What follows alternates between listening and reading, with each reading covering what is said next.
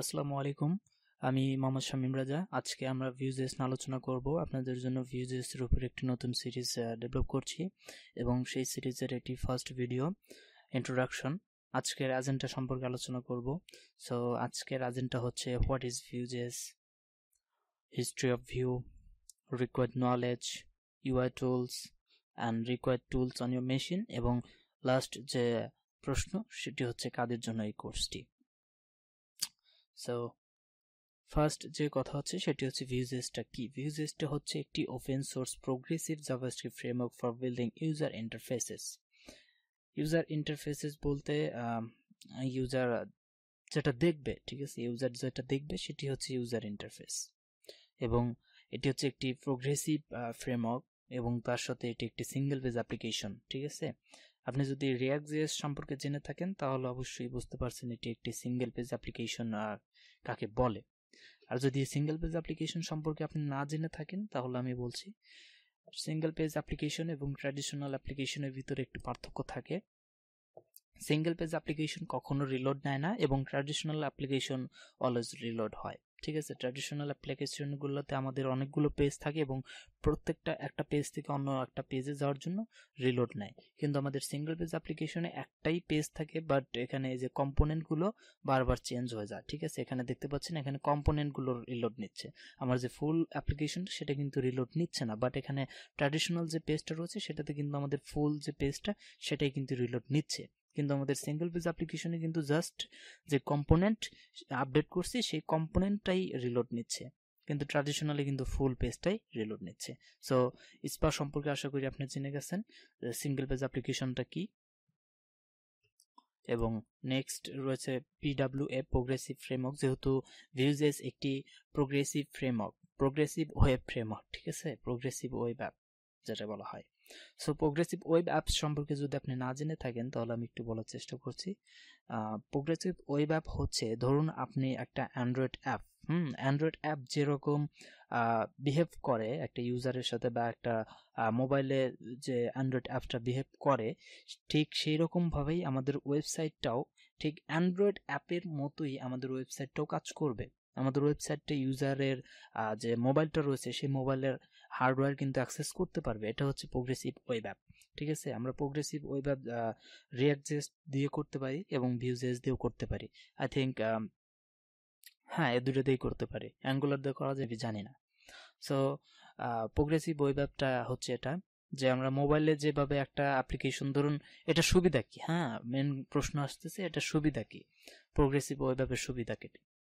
Progressive web অ্যাপের সুবিধা হচ্ছে, আপনি একটা অ্যাপ্লিকেশন যখন, ধরুন 40 MBর একটা অ্যাপ্লিকেশন আপনি অনলাইন থেকে ইনস্টল করলেন, ধরুন ফেসবুকে আপনি ইনস্টল করলেন, সেক্ষেত্রে কিন্তু আপনার মোবাইলের যে র্যাম, সেই র্যামটা কিন্তু সেই অ্যাপ্লিকেশনটা খাচ্ছে, এবং আপনার যে স্টোরেজ যে রয়েছে সেটাও কিন্তু সে নিচ্ছে, দখল করে নিচ্ছে। বাট আপনি যখন ওয়েবসাইটে ভিজিট করবেন, ফেসবুকের ওয়েবসাইটে ভিজিট করুন, মানে পিডাব্লিউএ একটা ওয়েবসাইটে ভিজিট করবেন, সেক্ষেত্রে কিন্তু আপনার কোনো অ্যান্ড্রয়েড অ্যাপস ইনস্টল করার প্রয়োজন হচ্ছে না। একটা অ্যান্ড্রয়েড অ্যাপস ইনস্টল করলে যে যে ফ্যাসিলিটি পাবেন, একটা পিডাব্লিউএ মানে প্রোগ্রেসিভ ওয়েব অ্যাপে ভিজিট করলেও আপনি সেই ফ্যাসিলিটি পাবেন উইদাউট আপনার কি বলে স্টোরেজ এবং র্যাম। ঠিক আছে, এই দুইটা মানে আপনার খাবে না, এই দুইটা কিন্তু সেই অ্যাপ্লিকেশনটা খাবে না, আপনার এই দুটা ছেড়ে দেবে। ঠিক আছে, সেক্ষেত্রে আপনি পিডাব্লিউ এর আরো অনেকগুলো সুবিধা রয়েছে, সবগুলো সুবিধা আসলে এই একটা ভিডিওতে বলে দেওয়া সম্ভব নয়। সো আরো যদি জানতে থাকে সেক্ষেত্রে আপনি অনলাইন থেকে রিসার্চ করে নিতে পারেন। নেক্সট হচ্ছে আমাদের যে হিস্টোরি অফ ভিউ, সেটি ভিউজেস একটি model view model front end JavaScript framework user interface design করার জন্য, এবং সঙ্গে তো এটি সিঙ্গেল পেজ অ্যাপ্লিকেশন, সেটা আমি বললামই।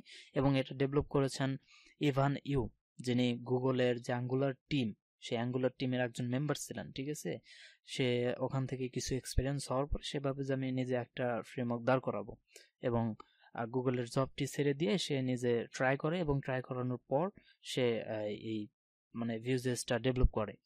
এবং এখন ভিউজেস এর যে বর্তমান ভার্সন সেটি হচ্ছে ভিউ 3, আর এটা রাইট করা হয়েছে জাভাস্ক্রিপ্ট এবং টাইপস্ক্রিপ্ট দিয়ে। এটির ইনিশিয়াল রিলিজ ছিল ফেব্রুয়ারি 2014, প্রায় 6 বছর আগে। ঠিক আছে, এবং রিকোয়ার্ড যে নলেজগুলো সেগুলো হচ্ছে HTML এবং CSS, তার সাথে জাভাস্ক্রিপ্ট, এটা তো ইম্পর্টেন্ট, মাস্ট বি লাগবে। এবং যে ইউআই টুলসগুলো সেটি হচ্ছে বুস্ট্র্যাপ ভিউ, বিউটিফাই এবং ভিউ ম্যাটেরিয়াল। আপনি চাইলে আরো অনেকগুলো আছে অনলাইনে, রিসার্চ করে নেবেন, ঠিক আছে? অনলাইন থেকে একটু দেখে নেবেন আরো কি কি রয়েছে ইউআই টুলস গুলো। তার ভিতরে এই 4টা টুলসই অনেক গুরুত্বপূর্ণ এবং এগুলোই পপুলার, ঠিক আছে? এগুলোই অনেক পপুলার, এগুলোই প্রায় অধিকাংশ ডেভেলপার এগুলোই ব্যবহার করে। এবং এগুলো হচ্ছে ইউআই টুলস বলতে এগুলো হচ্ছে আপনাদের যে কম্পোনেন্ট গুলো, সেই কম্পোনেন্ট গুলো ডেভেলপ করা, ঠিক আছে? আগে থেকেই ডেভেলপ করা রয়েছে, জাস্ট কম্পোনেন্ট নেমটা লিখে দিলেন, ব্যাস হয়ে গেল, আপনার সেই ডিজাইনটা চলে আসলো, ঠিক আছে? নিজে থেকে ডিজাইন করা লাগতেছে না। এবং আপনার মেশিনের যে রিকোয়ার্ড গুলো রাখবে সেটি হচ্ছে একটা নোট জেএস সফটওয়্যার লাগবে, ভিএস কোড লাগবে। ভিএস কোডটা হচ্ছে আমাদের কোড এডিট করার জন্য, এবং নোট জেএসটা সম্পর্কে যদি আপনি না জেনে থাকেন তাহলে যেদিন ইনস্টল করে দেখাবো, মানে এনভায়রনমেন্ট সেট আপ করবো, সেদিন আমি আপনাদেরকে বলে দেবো যে নোট জেএসটা আসলে কি এবং কিভাবে ডাউনলোড ইনস্টল করতে হয়। নেক্সট যেটা রয়েছে সেটা হচ্ছে কাদের জন্য এই কোর্সটি, সেই প্রশ্নের অ্যান্সারটা অলরেডি আপনারা পেয়ে গেছেন। যারা ওয়েব ডেভেলপমেন্ট করতেছেন, ব্যাক এন্ড ডেভেলপার বা ফ্রন্ট এন্ড ডেভেলপার, দুজনের জন্যই এটি অনেক গুরুত্বপূর্ণ। কারণ একটা হাই কোয়ালিটি প্রোডাক্ট ডেভেলপ করতে গেলে আপনাকে হাই কোয়ালিটি কিছু ব্যবহার করতে হবে, ফ্রেমওয়ার্ক বা লাইব্রেরি ব্যবহার করতে হবে, ঠিক আছে? আপনার যে কোর ল্যাঙ্গুয়েজগুলো রয়েছে সেগুলো দিয়ে কিন্তু আপনি হাই কোয়ালিটি একটা প্রোডাক্ট ডেভেলপ করতে পারবেন না, ঠিক আছে? সেক্ষেত্রে আপনাকে কোনো না কোনো ফ্রেমওয়ার্ক বা লাইব্রেরি, থার্ড পার্টি ফ্রেমওয়ার্ক বা লাইব্রেরির হেল্প আপনাকে নিতেই হবে। সেক্ষেত্রে আপনার প্রোডাক্টটি কিন্তু একটু প্রোডাক্টিভিটি হবে আর কি, কোয়ালিটিফুল হবে, ঠিক আছে? সো আজকে এতটুকু পর্যন্তই। ধন্যবাদ সবাইকে, ভালো থাকবেন এবং সুস্থ থাকবেন, আমার জন্য দোয়া করবেন।